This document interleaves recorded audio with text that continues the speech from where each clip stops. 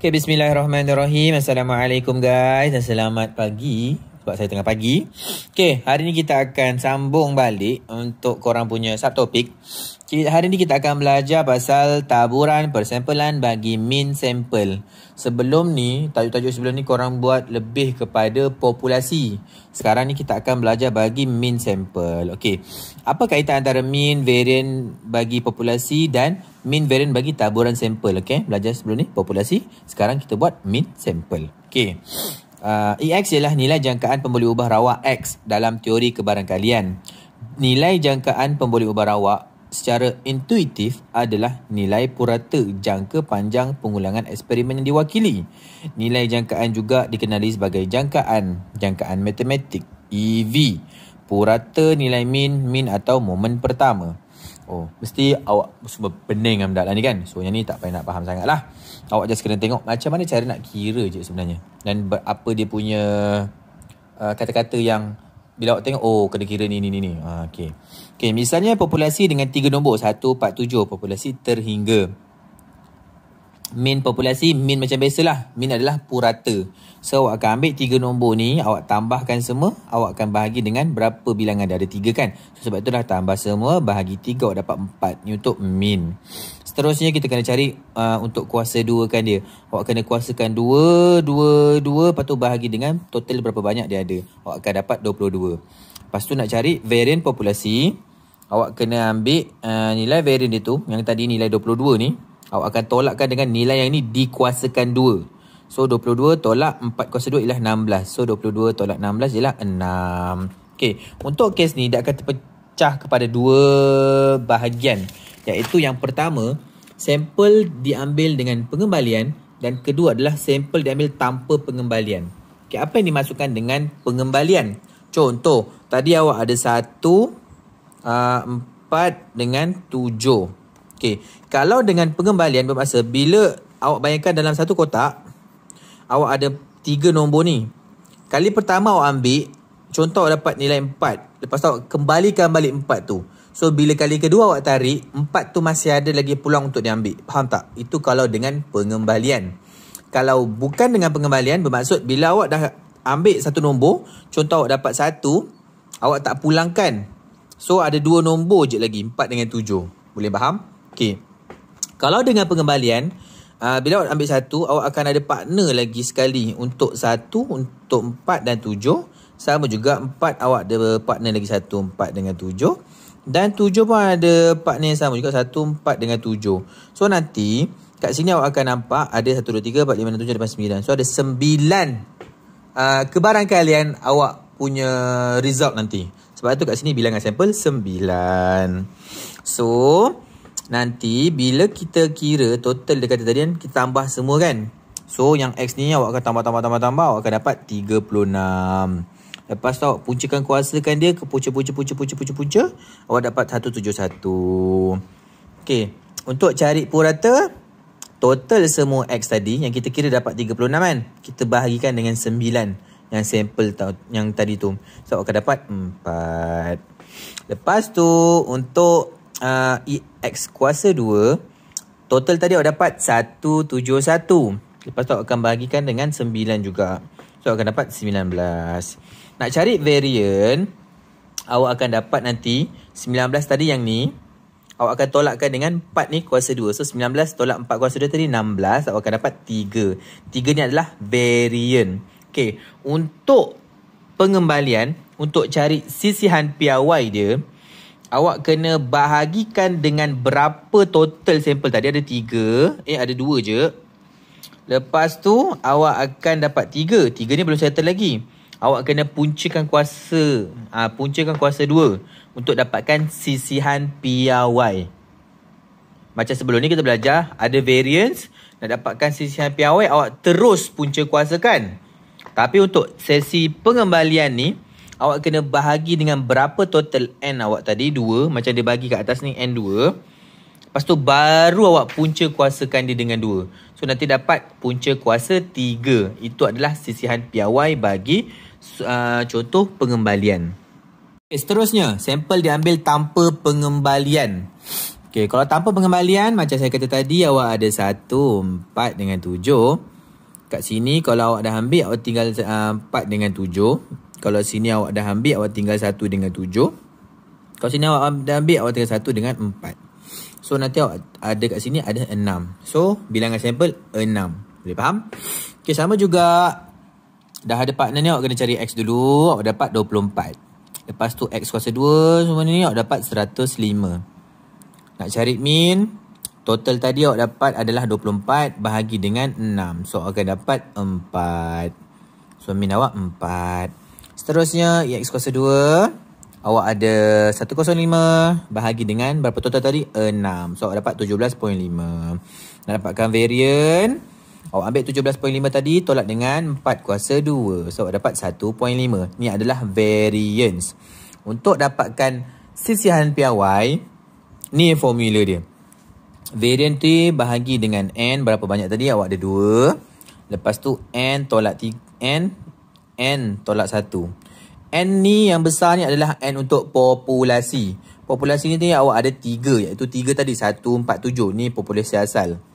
Lepas tu N ni kecil. Dia bagi dah kat sini 2. Sebab tu lah N 3 tolak 2. Lepas tu N besar ni 3 memang ada. Lepas tu tolak 1. So 6. 3 tolak 2 adalah 1. So 6 darab 1 6. 2. 3 tolak 1 adalah 2. So 2 darab 2 ialah 4. So kat sini awak ada 6 bahagi 4. Awak dapat 1.5. Di mana N adalah saiz populasi. Ini baru variance. Nak dapatkan sisihan piawai, awak kena punca kuasakan dia sahaja. Boleh faham? Itu sahaja. Okey, untuk taburan min sampel ni, sisihan piawai kita tak panggil sisihan piawai. Kita panggil dia ralat piawai. Khas untuk min sampel. Kalau untuk populasi sebelum ni, awak kena guna sisihan piawai. Okey, kita tengok ayat ni kata, bagi suatu populasi, ralat piawai dipengaruhi oleh saiz sampel.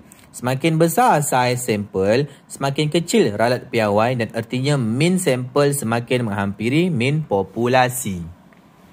Contohnya, awak buat satu kajian. Dalam kajian tu, awak ada 60 orang dalam satu populasi.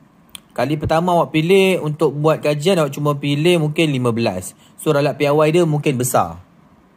Sebab nilai yang ni sampel kecil.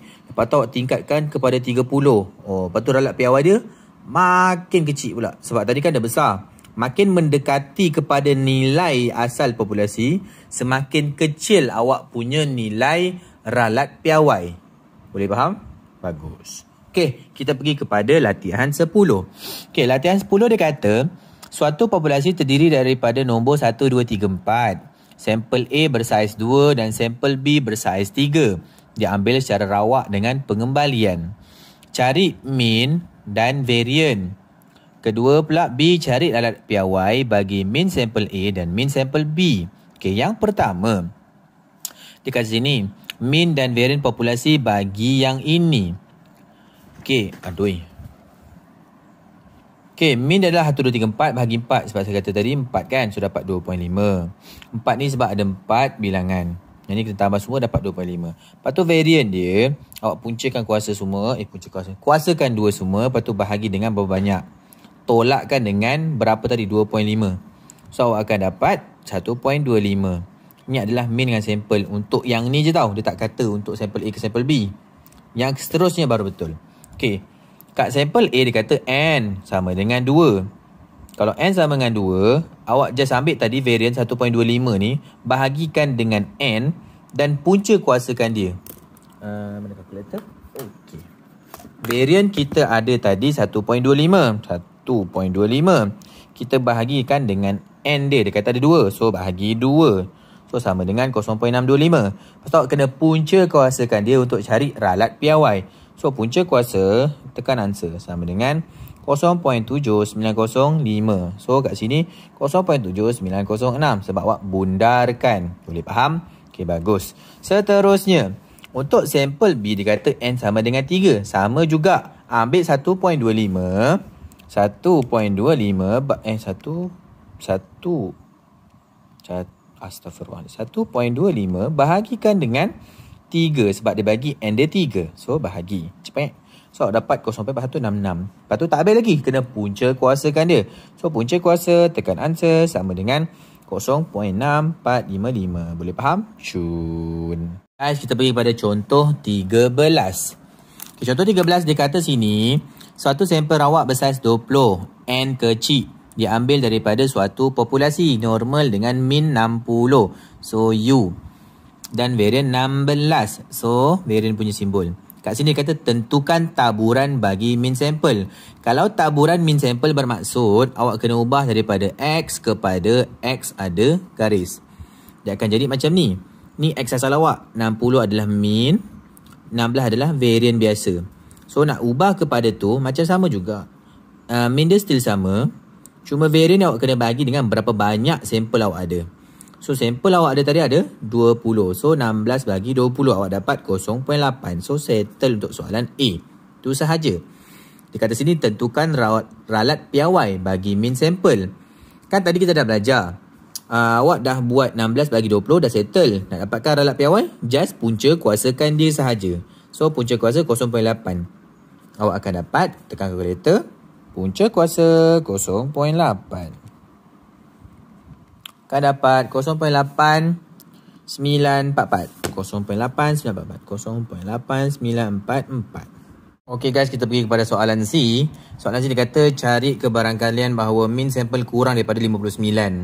Kata kalau sini min sampel maksud nilai X ada apa nama ni? Yang garis ni kita kena tukar kepada Z sebab X kita tak boleh kira macam sebelum-sebelum ni. So dia akan jadi macam ni. P X kurang daripada 59. Kita tukar guna formula hari tu kita belajar yang ni. Kalau Z lebih kecil daripada X, ada dia punya garis, tolak min bahagi dengan sisihan piawai ataupun ralat piawai. Yang ni kita guna ralat piawai. Kita tak guna sisihan piawai. Untuk taburan min sampel memang kena guna ralat piawai. So masukkan 59 macam ni, 60 yang dia bagi tadi, 60 kat atas ni min. Lepas tu bahagi dengan ralat piawai tadi, punca kuasa 0.8. Lepas tu dapat Z lebih kecil daripada negatif 1.118. Yang ni, kalau di sebelah kiri kita guna apa? P kan? So, digit macam ni. Lepas tu, bila tekan kalkulator, kita akan dapat nilai 0.1318. Okey, nanti tolong buat contoh 14. Baca betul-betul. Contoh 15 ni kita padam, kita tak masuk. Lepas tu, latihan 11. 1 dan 2 buat. 3 ni kita padam. Tak boleh dikira. Itu saja. Nanti kita akan masuk kepada gunakan teorem had memusat pula. Ini tak banyak sangat. Dengan dah nak habis dah. Sikit je lagi. Yang lain semua kebaikan belakang ni semua latihan. Peace out.